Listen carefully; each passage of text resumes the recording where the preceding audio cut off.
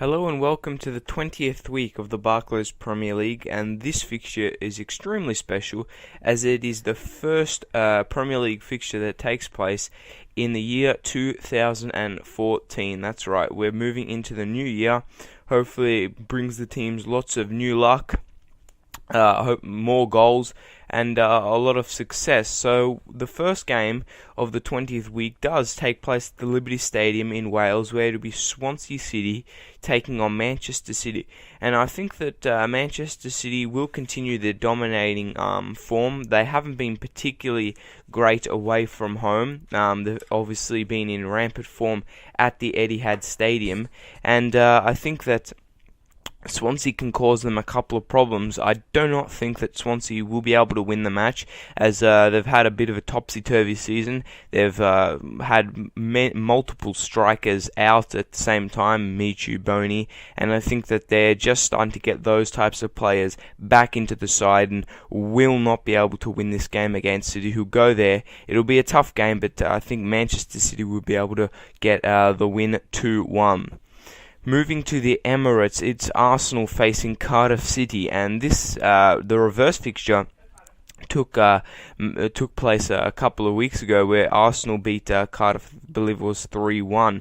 So at the Emirates, I think that Arsenal will do the double over Cardiff in this campaign and get a nice 2-0 result there, and which will mean that the Gunners stay on top for the start of the year 2014. We'll stay in London, but moving to Selhurst Park, where it'll be Crystal Palace to face Norwich City. And I'm just going for Crystal Palace to narrowly edge out Norwich in this game 1-0, basically due to Crystal Palace's home form. They've won, I believe it's 3 out of the past 7 games under Tony Pulis, and I think that at home they'll get up for their home fans and really cause Norwich all sorts of problems. Crystal Palace again are great from set pieces, and I don't think Norwich have any players to really change the game. Maybe Nathan Redmond, but he's still a bit young and inexperienced, and so I believe that Palace will just get a comfortable, although edgy at times, 1-0 result there.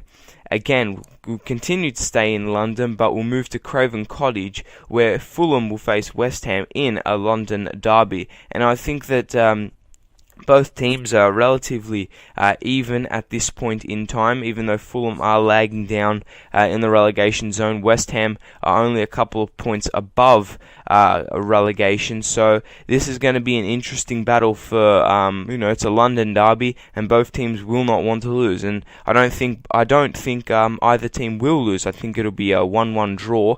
No one will be able to break the deadlock for either team, and I think that both teams will leave that game if the game does finish 1-1 apiece. Bitterly disappointed that they could not take all 3 points.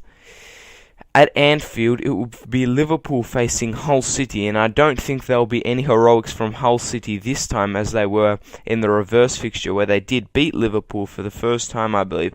I think Liverpool at home will comfortably knock off Hull City. Liverpool are in good form, although they've lost their past 2 fixtures against Man City and against Chelsea.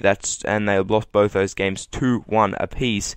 So I think for Liverpool and their title aspirations to get back on track, they need a convincing win at home against Hull City, and I think that's exactly what they'll get. Suarez will be on the goal sheet, wreaking havoc against the Hull City defence, and really most of Liverpool's players will have a great day out, and so expect Liverpool to win that game 3-1. St Mary's is where Southampton will face not really underachieving, but the under status Chelsea. And I mean under status is that no one's really talked a lot about Chelsea this year. They've just been getting those doing the business quietly, casually, and calmly, and they only sit 2 points behind the leaders. So this is a big game for both teams. Chelsea to maintain that 2-point buffer to the top of the table, and for Southampton to start regaining some form so they can move back up the table where they were only a couple of months ago. However, I think that if you compare the Chelsea first 11 to the Southampton first 11 at this moment, Chelsea are way too stronger. in most departments. I do give Southampton a bit of an edge up top because I don't think Chelsea's defence, with the likes of Gary Cahill and John Terry, is extremely top class and under pressure, and put under pressure by the likes of Lambert and Lallana, they could cause a couple of problems. But I think Chelsea expect to go there. They'll be relatively defensive in their setup because I think that Mourinho does know that Mauricio Pochettino's got a good attacking side. And I think that Chelsea could steal a win there 1-0. The Britannia is where Stoke City will face Everton, and surprisingly, I'm going for a 1-1 draw. I don't think Everton can go to Stoke and get the 3 points, purely based because Stoke have been playing some good football over the past couple of weeks. Now, I know last week they did get battered away to Tottenham and they looked garbage, and the week before that they were down to 9 men. But at home, those were a couple of away games. At home, they'll want to get some form going, and what a better place to do it than against Everton, who are flying right now and sit 4th in the table. So this result could go really pear-shaped for Stoke, and Everton could completely dominate. But I do have faith in Stoke and Mark Hughes that they will be able to pull out a 1-1 draw here against Roberto Martinez's Everton. The Stadium of Light, I believe, is where a goalless draw will take place between Sunderland and Aston Villa. And just looking between both sides' starting 11 and their benches, respectively, I just don't see a player that can really score a goal. Apart from maybe, for Aston Villa, Gabby Igbolnahor and maybe Fabian Delph if he creates something out of nowhere. I just don't see either side scoring a goal. And that's really bad news for both teams, as Sunderland, I still think, are one of the favourites to get relegated, and Aston Villa, we were talking about how good they were doing at the start of the season. They're only a couple of points better off than they were last season, where they finished 16th and were in the relegation zone for most of the year.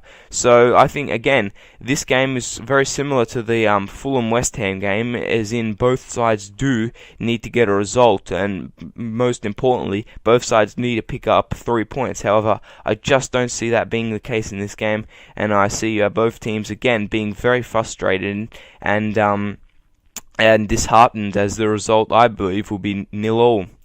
At the Hawthorns, West Bromwich Albion will face Newcastle United, and I think that for the West Bromwich Albion interim coach, it won't be as good a result as he got last week, where his side drew 3-3 away to West Ham. I think Newcastle will go there, and even though last week they did lose 1-0 to Arsenal at home, they were absolutely fantastic in basically the last half an hour of the match. They really pressured and corralled Arsenal, and they were unlucky to get an equalising goal. And I think that they can go to West Bromwich Albion if they use that same intensity, if Adam Ben Arfa starts, and more specifically if Loic Remy gets involved in the play a bit more, because I think at times he does tend to get a bit lost. They can easily make sure that my prediction of Newcastle winning 2-1 against West Bromwich comes true.